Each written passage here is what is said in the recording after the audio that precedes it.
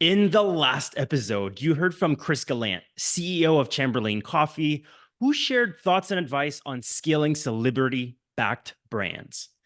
Now, today on episode number 41, get ready because Cherene Aubert is VP of Digital and E-commerce at ILIA Beauty. And so far, she's driven growth for 100 plus direct-to-consumer businesses, managed nearly $300 million in media spend, and has been inside of organizations from Series A to post-acquisition. And before ILIA Beauty, she was at Bobbie, a direct-to-consumer brand that achieved 9 figures in 2 years. And well, one of their best growth strategies was offer testing. And that's exactly what I want to talk about today. So I'm your host, Raphael Paulin-Daigle, and I'm the founder of SplitBase. This is Minds of E-commerce. Now, this episode is brought to you by, well, SplitBase. At SplitBase, we help leading direct-to-consumer brands such as Dr. Squatch, Hyperice, and Amika A/B test, design, build, and manage high-converting landing pages and on-site experiences. Now, our optimization programs pinpoints exactly where your store is losing money most. And then, well, we help you fix it. The result is obviously increased conversions, increased AOV, and improved marketing efficiency. With our team of conversion optimization specialists, performance marketers, and conversion-focused designers, we've got your back when it comes to testing and optimization. So if that's something you need help with, well, request a proposal today on splitbase.com, and you'll get to learn how we can help you get the most out of your marketing spend. All right, Cherene, welcome to the show. Thank you so much for being here. Thank you so much for having me, Raphael. So, as you know, this podcast is really all about going deep in one strategy, dissecting it so our listeners can get as much value as possible right away. I really want to focus on your time at Bobbie because you shared with me earlier that one of the key strategies you guys have employed is offer testing. Now, I'd love to dissect that, but I think maybe we should start with offering some context to the audience. One, what is offer testing in your words? And two, why? Why offer testing? Why was it so important to you guys? Yeah, great questions. Offer testing, in my words, is what you're offering your consumers when they get to your site. So you're doing all this amazing marketing, you're spending all this money to get them to your site, you get them there, and now you have an offering. And that could be your pricing, that could be discounts and incentives, that can be how you're merchandising your products together. And I want to dive in a little bit deeper to give you more real world examples because that sounds so broad. When I was at Bobbie, it's an infant formula company. It was a duopoly. Similac and Enfamil were the two main companies in the duopoly, and one of them had a recall. And that caused demand to skyrocket for every other brand because there's not, infant formula manufacturing is not this boundless thing where you can keep just importing infant formula from China. It has like stringent procedures and there's a limited supply.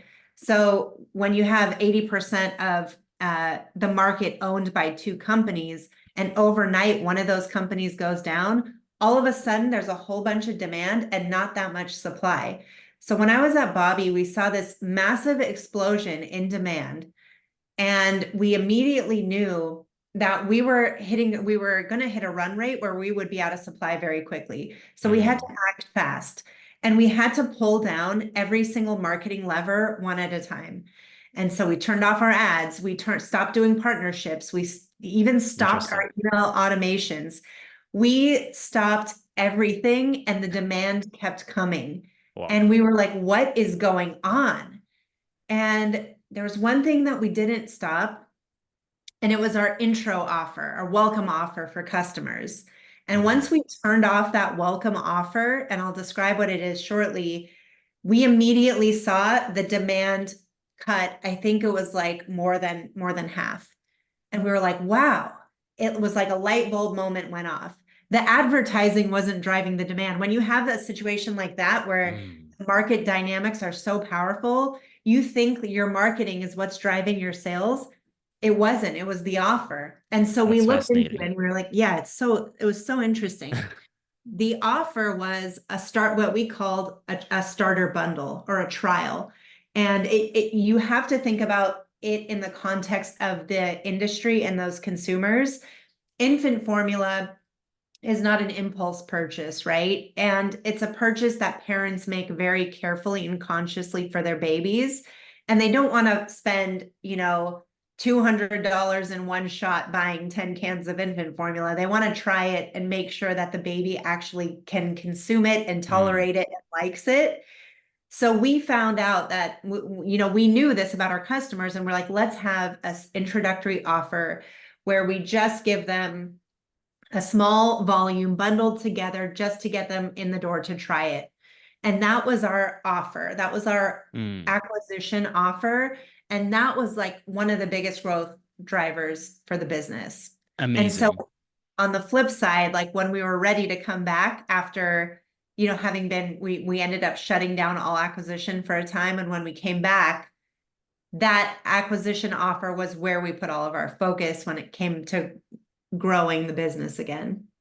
Okay, that's really awesome. Now, I think a lot of businesses are probably in a position where they could try that out. Now, just for a bit more context, at Bobbie, would you say that one of the objectives were subscriptions?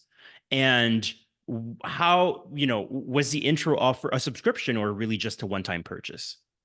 Good question. And Bobbie is such a unique business case. So, I mean, you may even be listening to this and thinking, well, my business isn't in that situation. But yes, Bobbie, the majority of the business was subscription. And that introductory offer, I think for any other subscription business, like a supplement subscription or a hair care subscription, it would make sense for that welcome offer to be tied to the subscription because that's typical. But because of the industry and because of the sensitive nature of the consumer, which was, a baby, the end user is a baby, we didn't force it into a subscription. We wanted to give parents the choice. So I think as you're listening to this, every business has a different offer or a different introductory offer that is unique to them. Like for a snack business, it might be a snack sample pack. Like if you're selling a 20 case of chips, that's not going to be the first purchase that your customer makes.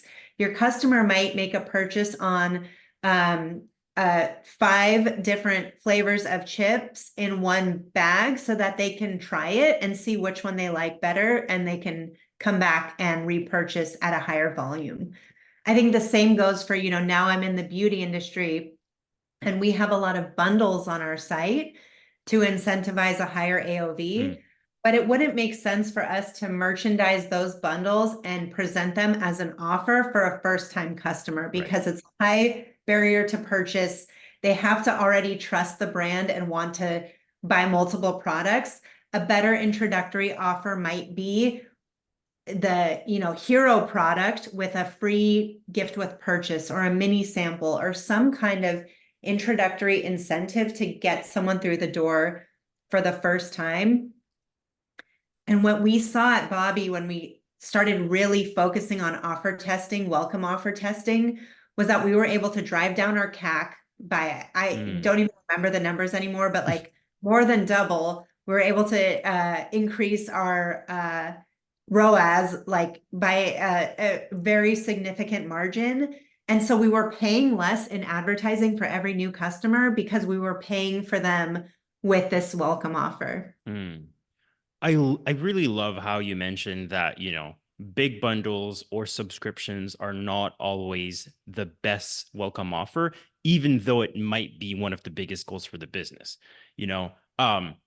Running split base, we're a CRO agency. So every single day, and a lot of what I believe in testing is not moving buttons around. It's really like, let's test offers, let's test pricing, let's test, different bundles and things like that. And probably on a weekly basis, at least, I end up in those debates where a brand, thinks that, obviously subscriptions is their most important thing. And it might be one of the most important drivers of business for them. But, they're also trying to figure out new customer acquisition. And what they're doing is they're always just trying to force new customers into subscriptions, which isn't always the best case. And it sounds like you agree. Totally. I think sometimes the business goal and the customer's goal are so misaligned because we're Mm, sitting there, we're looking at spreadsheets and we're like, well, in order for the business to work, AOV needs to go up and subscriptions needs to go up and repeat revenue needs to go up.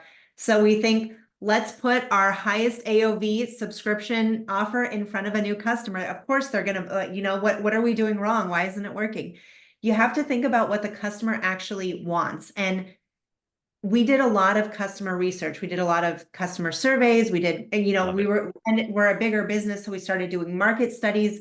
We even had little focus groups. Whatever size business you are, you need to understand how your customer makes a purchase. Me as a consumer, very rarely would I immediately subscribe to a product that I've never tried before. I subscribe to a product when I try it a few times and I'm like, you know Yep. what? I like this. I want it to keep coming without me thinking of having to purchase it.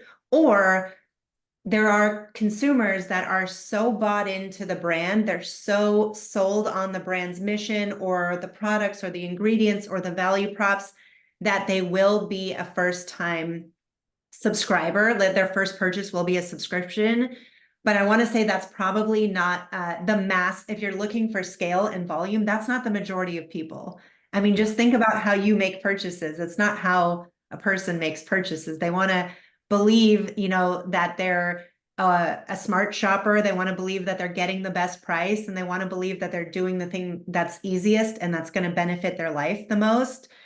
I think sometimes if you have a subscription business and you're running an offer on your first subscription order, it's really easy to get someone to come in, convert on that first subscription or offer, and then immediately churn because they're like, well, I got it Such a at good point. 50% off.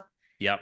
And I think like a reframing of that same offer might be, instead of 50% off your first order, how do you get, $100 off your first 3 orders? And so that way you're kind of like building in some repeat purchase into the acquisition. Such great ideas. So many businesses are making their life so much harder than it has to be by just being very stubborn with their subscriptions. What I'm wondering though is, and this is a question I tend to get a lot as well from business owners is, well, let's say you do create that introductory offer. Should it always be profitable? Or do you kind of bank on the fact that maybe, X percentage of people will come back and then you really look at your lifetime value and you kind of build based on that? What are your thoughts on this? That's a really good question. So for that type of business, the LTV growth was just built into the business model. So, when Mm, you have a baby and the baby likes the formula, they're going to keep consuming the formula. So we had a really good data around our customer lifetime value. And we knew that for the people that the baby could tolerate the formula, they would stay with us for that whole mm, year and the baby would grow and they would order more and then they would have their second baby. So it was like an amazing business from a lifetime value perspective. And we knew we could actually pay for that customer potentially at break even or a little bit of a loss on that first order because we knew that we would make it up. Not every business is built like that. Some businesses may have like yep. 1.5 orders on average per customer. And for those businesses that need to be first order profitable, I think you really need to sit down and understand like what drives a profitable acquisition offer. It may not always be discount based. Like having a big discount can cut into your margins a lot more than having, say, like a piece of merch. Like what are the cogs on a piece of Yep. merch, or what are product cogs on a product that is slow moving or a Mm, sample? Those cogs cost way less than taking a full price product and discounting it by 20%. yep. I think a lot of businesses are kind of like stuck in this game where their first offer is 10% off when you give us your email and whatever. And everyone who does that, it's the person that's already decided that they're going to purchase. They're like, okay, now that I know that I'm going to purchase, I'm going to give you my email address. But and a really good offer is the thing that will get them from, I don't know if I'm going to purchase, to now I'm going to purchase. I'll give an example in the beauty Yeah, category. please. There's a brand in our space that does a free makeup bag with your first order. And people love it because they feel like, well, why would I buy from this brand? I've never tried, I've never heard of them. Well, they're giving me something, so I'm going to give them something. I'm going to give them my purchase. It's worth me trying it because I'm getting something in return. Yeah. And that's a completely different offer than the one I just talked about with this trial infant formula. Yeah. So I think you need to sit down and think about your consumer and what they are looking for when they're making a purchase. Amazing example. Now, I can think of people listening to this and saying, okay, well, it sounds easy. We pick a product, we create an offer, maybe we just give a gift with purchase and that's it. But realistically, how many tests did you guys have to conduct until you found the right offer? How long does it take to find the right offer? And maybe even if we kind of backtrack, how do you even start with finding what you should offer? Is there like a golden rule in terms of AOV, in terms of, I don't know. You're uncovering something big here because it's way easier said than done. And Mm, at a company like Bobbie, we had resources, we had people, we had funding. Not every business is like that. But to give you insight, we really sat down for probably about, I want to say 6 months straight. And every week we met and we had a cross-functional team meeting between, like digital product team, our growth team, and even executives in the biz finance. Like we were all kind of like, we made it a priority. We said, we're going to mm, make offer testing a priority for the business. And we want to do it in a way where it's financially responsible. It makes sense for the customer. We can implement it on site and we can implement it on ads. And every time we launched an offer, we would have like the whole offer funnel kind of ready to go because we took it so seriously. So it was right. almost like 6 months of Wow. weekly. We were looking at weekly. We had defined our KPIs that would help us make decisions about what we needed to do for our offer. And I want to say like every 2 weeks to every month, we would launch a new offer test until we found the winning offer that really, I want to say like we probably were able to double our monthly customer acquisition when we found that winning offer. And Wow. we tried a lot of them. And so I think, it's like you have to prioritize it in your business. You have to say it's a priority. I think we had like our CEO knew how much of a priority it was. Our, head of finance knew, and we all sat there and made Mm, it a priority. I think in a business that maybe has fewer team members and there's a lot going on and everyone's wearing many hats, how do you do that? Same way, you still have to make it a priority. You yeah. have to invest in it because there is going to be a return on that investment.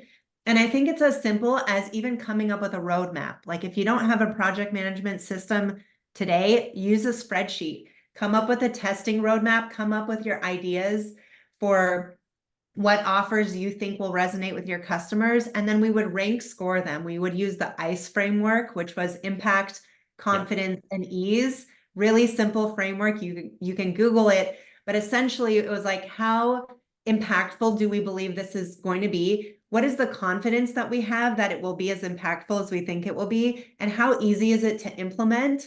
And whatever had a higher score, we would do first. And we would kind of talk about how are we going to implement this, and then we would just go do it. I think for smaller teams, you have the flexibility to just act very quickly. Mm, But I would still say, even if you're a small team, create a prioritized list of your offer ideas and then try to get through that list based on the hypotheses you have, and then keep track of the results of those tests. And then you can like up your offer testing game. I love it. Now, I think this is a really good reminder for the audience, right? Like, I think most people who are listening to this probably want to scale fast. And let's remind people that Bobbie is a brand that scaled to 9 figures in 2 years. So, if we want to talk about fast growth, this is it. Yet, there's nothing fast about figuring out the right offer for a business. You're telling me it took about 6 months when you have already a lot of resources, including money, funding, team, and so on, right? So I think we also have to make sure that and remind ourselves to be realistic, right? So brands listening to this, right? If you try it for a month or 2 months and you're kind of disappointed that you don't yet have your offer, it probably takes longer, right? It's a bit like I always see it like SEO or content marketing. I mean, this is conversion optimization at the end of the day, right? Um, Weird name for offer testing, I feel, but that it is definitely part of CRO. And you get most value when you do it consistently, learn from every test, and eventually you kind of find your gold mine. 100%. And so often it could be reframing an offer that you already have. Mm, Like, but there's a few different ways to say the same thing. You can say, let's say something is 30% off. You can also say buy one, get one 50% off. Or mm, you can say, there were tests that we ran where we were trying to figure out, is free shipping more impactful or a bigger discount more impactful? And one of the things that we learned was, well, people don't even see the value of the shipping until they're in the cart. So we're kind of hiding the offer. And mm. if we just add paid shipping and then make the discount bigger, like let's test those two things against each other, and the net revenue is going to be the same. So I think there's so many of these just like reframing and repositioning Right. existing offers that you might have on site. Amazing. Now, we're almost out of time, but I think one thing important that our, audience should know about is how do you even promote that offer, right? Like the goal obviously for this is to facilitate new paid customer acquisition.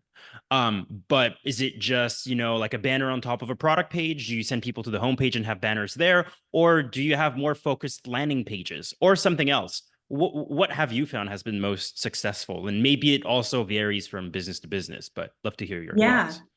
great question. I would say if you're resource constrained and you want to get quick learnings, if there's a way to just update your ad content and have the offer, live on site somewhere. Like if you wanted to do an offer and you wanted it to be based on a coupon code and you wanted to just get quick learnings, like you could do that in ads.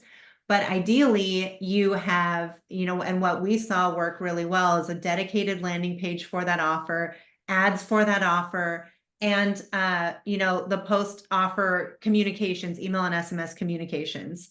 That's what we saw work the best. And then we would also, do the same thing is like, let's say you have you want to get quick results. You can just turn that offer into an email and get, that's the beauty of D2C. You can get instantaneous results. And I think, the tooling is changing a lot. So at the time that we were doing this, it was a lot harder to do price-based Mm, offer testing. We had to kind of like do one at a time and then match the mm, metrics, over yep. time.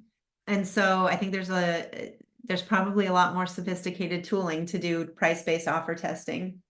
Yeah. Intelligems, visually, to some extent, Rebuy as well are all great tools for anyone wondering.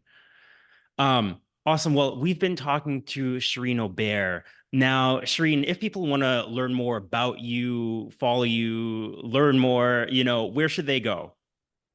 You can find me on Twitter. That's probably where my spiciest takes are, at Cherene Aubert, or you can find me on LinkedIn. That's where my more professional takes are. But thank you so much for having me. I love it. Cherene, it was a pleasure and have an amazing day. You too.